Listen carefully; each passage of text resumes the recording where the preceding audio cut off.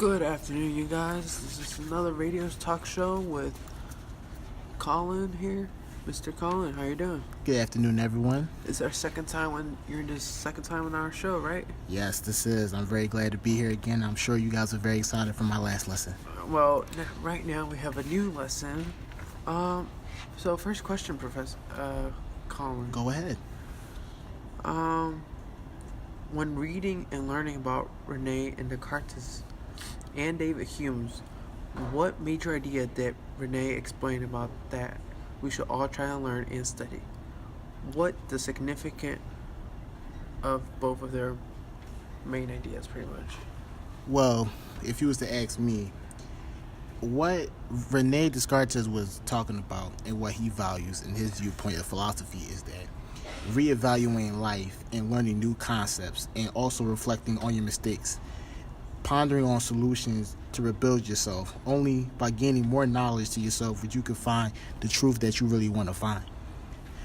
You shouldn't be too satisfied with the knowledge you have, because the world, they got many unknown things in the world that we don't truly understand about and we're not even aware enough. So we shouldn't be too satisfied with what we have. We should always be striving to have a better knowledge and always trying to improve and broaden our horizons throughout the world. So the multiple unknowns in our life, that should be worth doing because it teaches us not to become conceited and narrow-minded. I think that was what Rene Descartes was really trying to put a lot of significance in, because he wanted to show us that we're frogs in the well. We don't know everything in this world. No one knows everything in this world. We should always strive to reach our limit, or what our supposedly limitations is when it comes to learning about the knowledge of the world. Okay, Mr. Garth. Second question. What important idea did David Hume try to explain from his viewpoint in philosophy? Now, that's a really great question. So as I had talked about how Descartes was what we should try to learn, and what he tried to bring significance is not to become conceited with the knowledge we have now. David Hume's also, his main idea is, and what we should try to learn from and try to keep this in our daily lives, is that all humans' actions should have some kind of morality in it. So whatever decision, whether it be personal, business-wise, and etc., should have some bit of morality in it. We should interact with each other in other characteristics that play a part in morals, or logic, reasoning, the ability to use facts, and value ethics. Though there may not be a lot of factual data, there's a lot of sufficient information that we can analyze with. So intellectually, Hume's really believes that moral judgment are really based on feelings and emotions in response to being aware of the situation at hand. So I think that we should really try, regardless of what we do in our daily lives, when we make a decision, whether it's personal or for somebody else, we should look at some of the morality in it. Like, is it morally right or is it morally wrong to make this kind of particular decision? Interesting, Mr. Collin. So if you explain that, then what kind of ideas did Rene Descartes and David Hume have in common between each other? What questions did they have about their respective viewpoints, morals?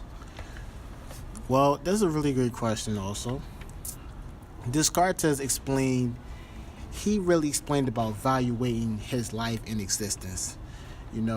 Building a new foundation after reevaluating what you truly believe was the so-called truth or reality from your respective viewpoint. Hume also talks about using facts and logic when you're trying to find out what is the real truth and what is your definition of truth. So basically, morality, whether it's true or not, whether it's there or not, they're both agreeing that morality is important, but it's not a major significance impact in when you're making a decision. So they both say you should have some morality when you're making a decision, but it's not a major part, that should be really factored in when you're making a decision. It should have some significance, but not a major. Interesting, Collin. That's very interesting. So, Thank you. For our last question, both what did both philosophers have? Actually, let me rephrase this question. Okay. Did any of the philosophers have any conflicting views in their viewpoints in philosophy at all? That was a really great question. And this one is, I'm not sure if you guys are, really believing God as an existence or in etc. But yes, they had a very blatant different view when it came to religion and this omnipotent being which is called God. So Hume's completely rejects the whole notion and truth of any type of religion that praises this omnipotent being, whether it be God, etc., and regardless.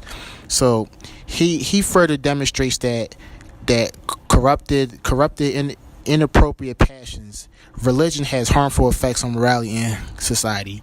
He even argues that, moreover, their rational arguments cannot lead us to a deity.